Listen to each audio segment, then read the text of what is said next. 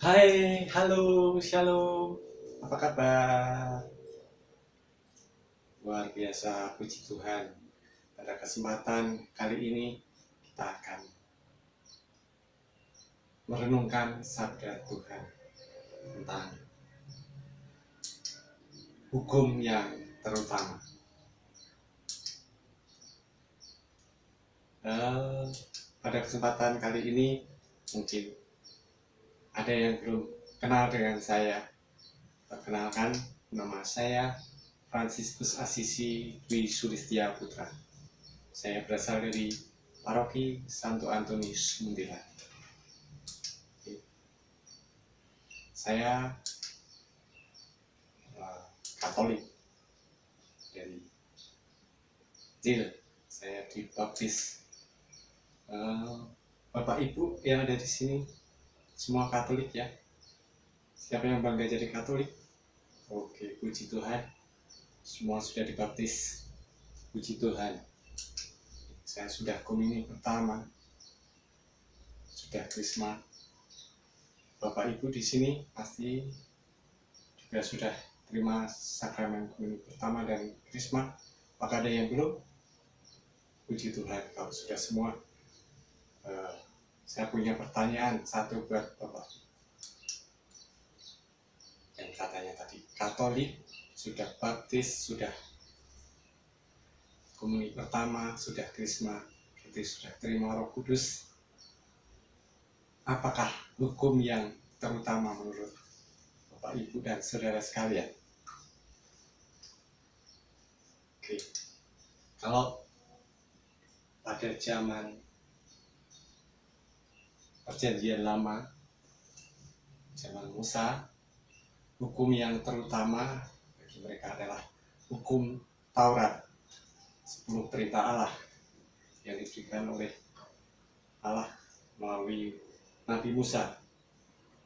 Perintah yang pertama sampai ketiga mengatur hubungan manusia dengan Allah. Perintah yang keempat sampai dengan yang ke-10 mengatur antara hubungan manusia dengan sesamanya, dengan manusia. Tapi apa kata Tuhan Yesus mengenai hukum yang terutama? Di sini saya pergunakan, saya ambil dari bacaan Injil Markus bab 12 ayat 28 sampai dengan 34. Mari kita baca bersama-sama.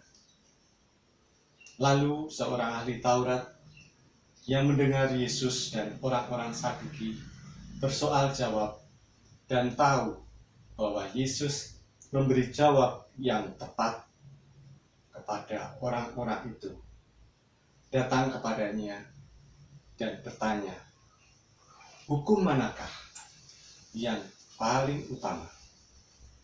Jawab Yesus, hukum yang terutama ialah, dengarlah, hai orang-orang Israel. Tuhan Allah kita, Tuhan itu Esa. Kasihanilah Tuhan Allahmu dengan segenap hatimu dan dengan segenap jiwamu dan dengan segenap akal budimu dan dengan segenap kekuatanmu. Dan hukum yang kedua ialah, kasihilah sesamamu manusia seperti dirimu sendiri. Tidak ada hukum lain yang lebih utama daripada kedua hukum ini. Lalu kata ahli Taurat itu kepada Yesus, tepat sekali Guru. Tidak ada, benar katamu itu bahwa dia Esa dan bahwa tidak ada yang lain kecuali dia. Memang mengasihi dia dengan segenap hati dan dengan segenap pengertian dan dengan segenap kekuatan dan juga dengan mengasihi sesama manusia seperti diri sendiri adalah jauh lebih utama daripada semua korban-korban bakaran dan korban sembelihan. Yesus melihat bagaimana bijaksananya jawaban orang itu. Dan ia berkata kepadanya, "Engkau tidak jauh dari kerajaan Allah." Dan seorang pun tidak berani lagi menanyakan sesuatu kepadanya. Bapak, Ibu, dan saudara-saudari yang terkasih, dari bacaan tadi saya kasih pertanyaan lagi seperti yang tadi. Apa itu hukum yang terutama? Ya, kalau saya menangkap, menyimpulkan sesuai dengan yang orang ahli Taurat itu katakan di ayat 23, di ayat 33. Memang mengasihi Dia ini Tuhan Allah dengan segenap hati dan dengan segenap pengertian dan dengan segenap kekuatan, dan juga mengasihi sama manusia seperti diri sendiri adalah jauh lebih utama daripada semua korban bakaran dan korban sembelihan. Jadi kalau zaman perjanjian lama, orang memberikan korban-korban bakaran sebagai wujud mengasihi Allah, tapi di sini mengasihi Allah dengan segenap hati dan dengan segenap pengertian dan dengan segenap kekuatan, dan juga mengasihi sama manusia seperti mengasihi diri sendiri adalah jauh lebih utama daripada semua persembahan korban-korban tadi. Dan saya punya pertanyaan berikutnya, sudahkah kita benar-benar menjalankan hukum yang terutama ini? Kita coba kulik satu persatu. Sudahkah kita mengasihi Allah dengan segenap hati dan dengan segenap pengertian dan dengan segenap kekuatan kita? Sudahkah kita mengasihi sama manusia seperti mengasihi diri sendiri? Kita coba kulik satu persatu. Sudahkah kita mengasihi Allah dengan segenap hati, dengan segenap pengertian, dan dengan segenap kekuatan kita? Kita apakah sudah dengan segenap hati kita setiap kali berdoa, setiap kali beribadah, setiap kali mengikuti perayaan Ekaristi, mengikuti persekutuan doa, apakah kita sudah dengan segenap hati kita? Ataukah hati kita lagi di mana-mana, cuma badan kita aja yang datang ke gereja? Dan dengan segenap pengertian kita dan dengan segenap kekuatan kita, apakah kita sudah mengasihi Tuhan Yesus yang lebih dulu mengasihi kita dengan mengorbankan nyamannya untuk menebus kita, menebus dosa-dosa kita?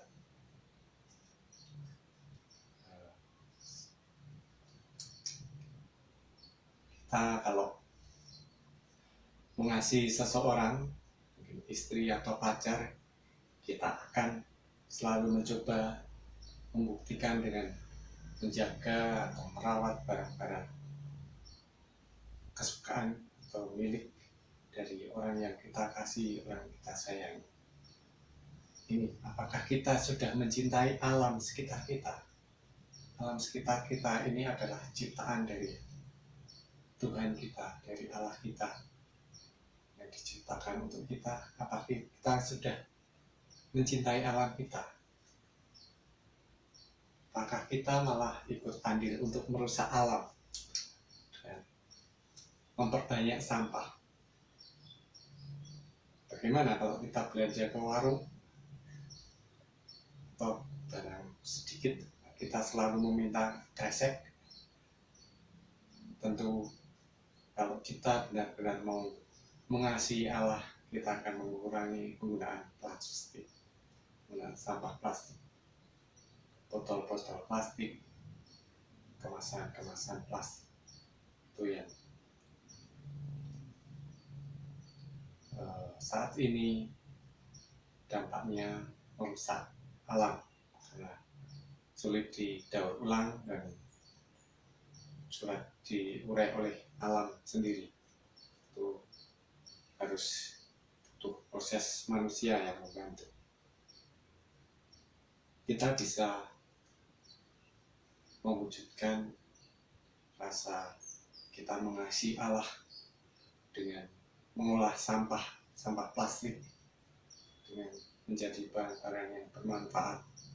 Sampah-sampah yang tadinya tidak berguna kita gunakan untuk mengurangi kita merusak alam. Contoh seperti ini mungkin masih ada banyak langkah-langkah yang bisa kita jalankan karena dengan pikiran kita, dengan akal budi kita, dengan kekuatan kita gunakan untuk mengasihi Allah. Mengasihi, kata dasarnya kasih. Kasih kalau menurut Rasul Paulus di Korintus 13 ayat 4 sampai dengan 7. Rasul Paulus mengatakan, kasih itu sabar, kasih itu murah hati, ia tidak cemburu, ia tidak memegahkan diri, dan ia tidak sombong. Ia tidak melakukan yang tidak sopan, dan tidak mencari keuntungan diri sendiri. Ia tidak pemarah, ia tidak menyimpan kesalahan orang lain. Ia tidak bersuka-cita karena ketidakadilan. Ia menutupi segala sesuatu.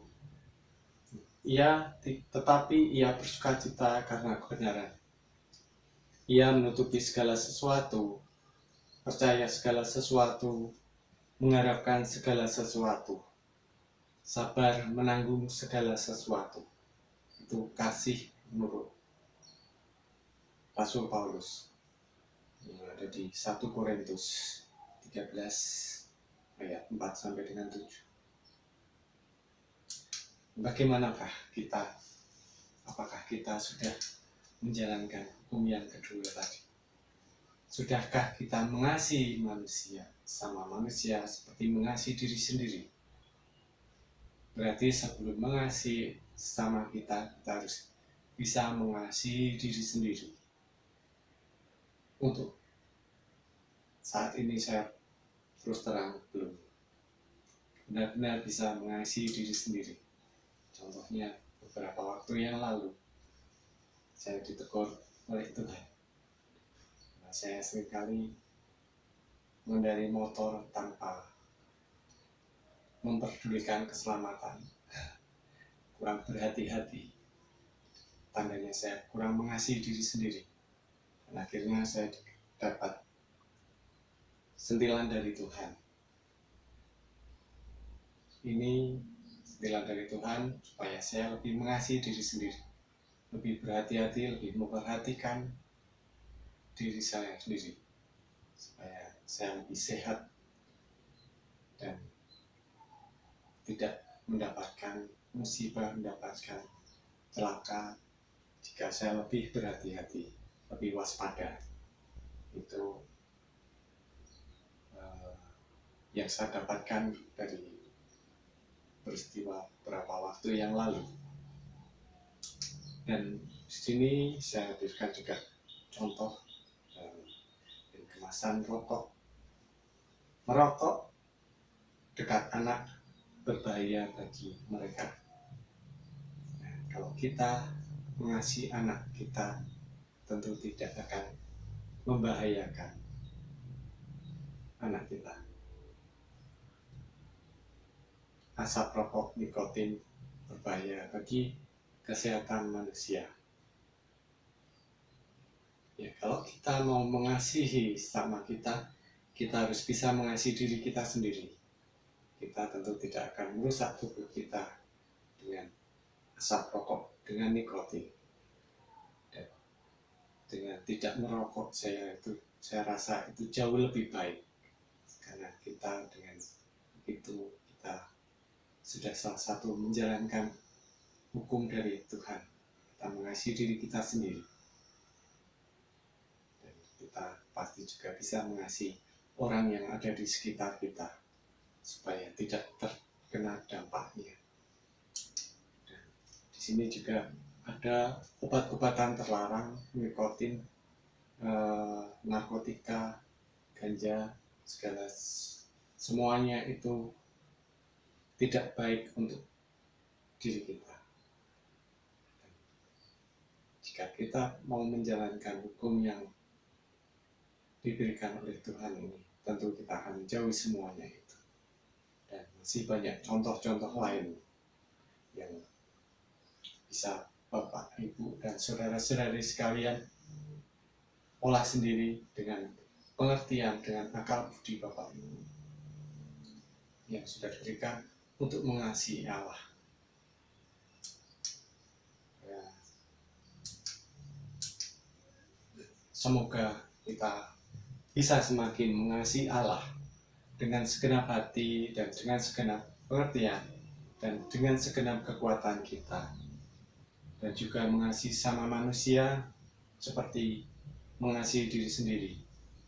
Jika selama ini kita belum bisa mengasihi diri sendiri, mulai saat ini kita akan lebih mengasihi diri kita sendiri, mengasihi tubuh kita yang diberikan oleh Tuhan untuk kita jaga dan kita rawat dengan baik-baik. Oke, untuk itu saya ajak Bapak, Ibu, saudara-saudaranya bangkit berdiri. Mari kita belajar dari Tuhan. Kita nyanyikan Kasih Pasti Lemah Lembut.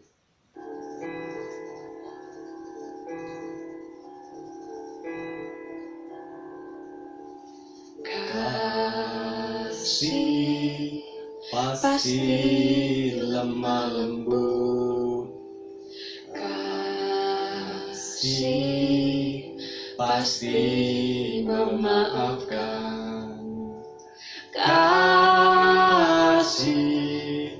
pasti murah hati, kasih-Mu Tuhan.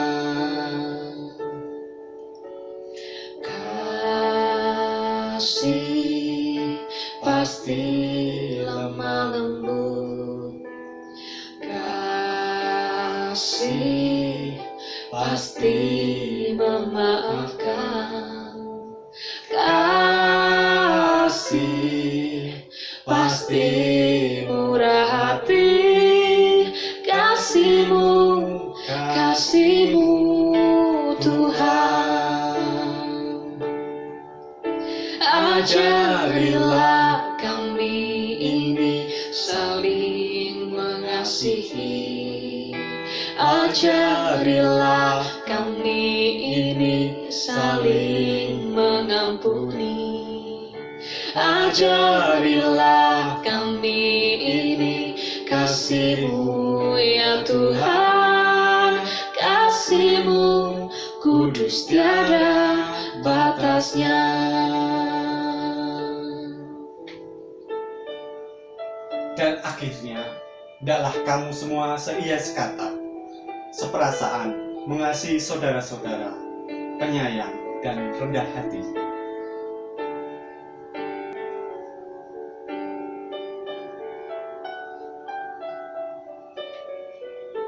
Sebab inilah kasih kepada Allah, yaitu bahwa kita menuruti perintah-perintahnya.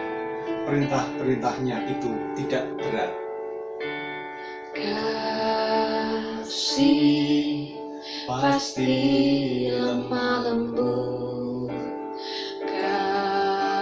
kasih pasti memaafkan, kasih pasti murah hati, kasih-Mu Tuhan. Ajarilah kami ini saling mengasihi, Ajarilah kami ini saling mengampuni.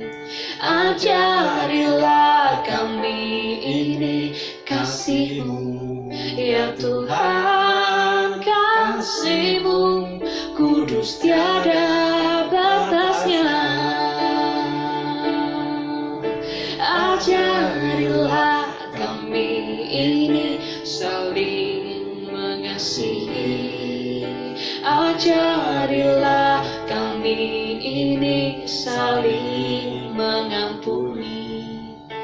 Ajarilah kami ini kasih-Mu, ya Tuhan, kasih-Mu kudus tiada batasnya. Kasih-Mu kudus tiada batasnya. Kasih-Mu kudus tiada batasnya.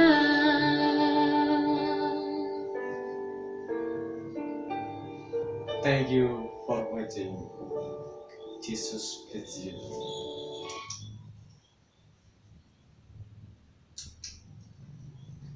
Oke, terima kasih berkah dalam. Shalom.